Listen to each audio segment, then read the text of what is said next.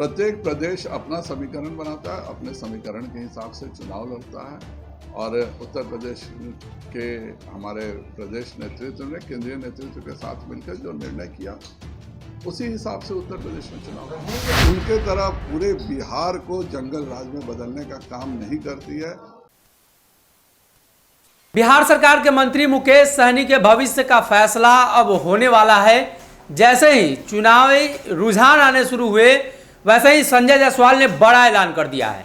बिहार प्रदेश के अध्यक्ष संजय जायसवाल हो या भाजपा के कई नेता लगातार बयान दे चुके हैं मुकेश सहनी को लेकर। उत्तर प्रदेश में 165 सीटों पर ऐलान के बाद लगभग 50 के आसपास की सीटें वीआईपी ने लड़ी और जदयू ने भी लड़ा, लेकिन एक बार फिर से योगी आदित्यनाथ आ चुके हैं और मुकेश सहनी लगातार इस बात का जिक्र कर रहे थे कि भाजपा को वोट नहीं देना है। कहीं ना कहीं कई नेताओं ने यह दावा भी किया था कि मुकेश सहनी को बिहार में परेशानियों का सामना उठाना पड़ सकता है।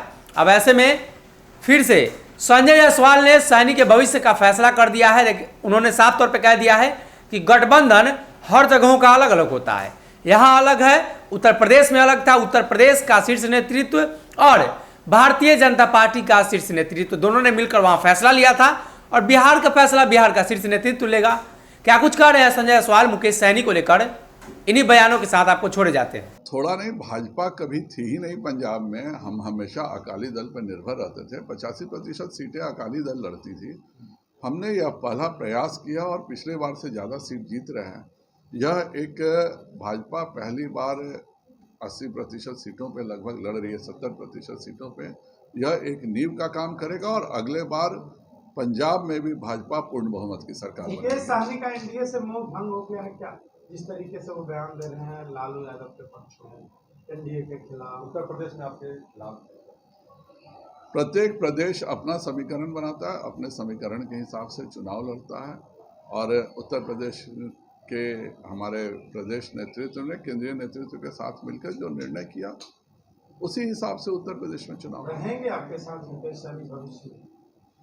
भारतीय जनता पार्टी में प्रत्येक प्रदेश में अलग अलग स्थितियां रहती हैं और उस हिसाब से अपने सारे निर्णय प्रदेश अपना करता है। किसी दूसरे प्रदेश को एक अलग प्रदेश से जोड़ना भाजपा में ऐसे नहीं होता। अच्छा, 5 राज्यों के साथ जो रुझान आ रहे हैं इसमें 4 में कहीं ना कहीं बीजेपी बहुत आगे निकल गई है और विपक्ष लगातार ये कह रहा था कि जब रुझान आएंगे तो बीजेपी को पता चल जाएगा, जश्न बनाने की जो तैयारी कर रहे हैं और लड्डू खाने की वो फीका पड़ जाएगा। उन्हें आज क्या कहेंगे?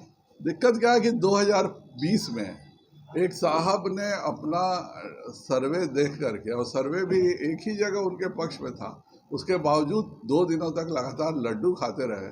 वही टीस उनकी अभी भी लग रही थी कि जिस प्रकार उन्होंने लड्डू खाया और सरकार किसी और की बनी, तो वह सोच रहे थे कि उनके साथ जो हुआ है वह दूसरों के साथ होगा। पर वह भूल गए एक बात को कि भाजपा गरीबों के कल्याण के लिए काम करती है।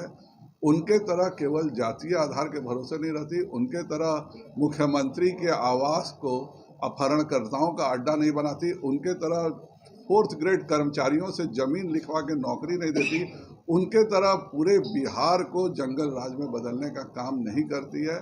भाजपा विकास और लॉ एंड ऑर्डर के हिसाब से एनडीए की सरकारें चलती हैं और इसलिए लगातार यूपी में हमेशा से सरकार के प्रति एंटी इनकम्बेंसी रहा है। आप विगत 40 वर्षों का इतिहास उठा के देख लीजिए, कोई सरकार उत्तर प्रदेश में दोबारा नहीं बनी है। यह योगी जी की मेहनत और माननीय प्रधानमंत्री श्री नरेंद्र भाई मोदी जी की नीतियां हैं कि हम पुनः सरकार बनाने।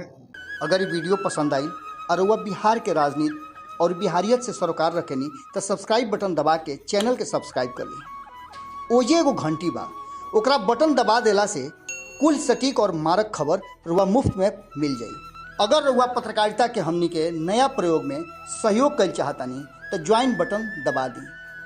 पेटीएम नंबर नोट कर ली 9386 816 700। धन्यवाद।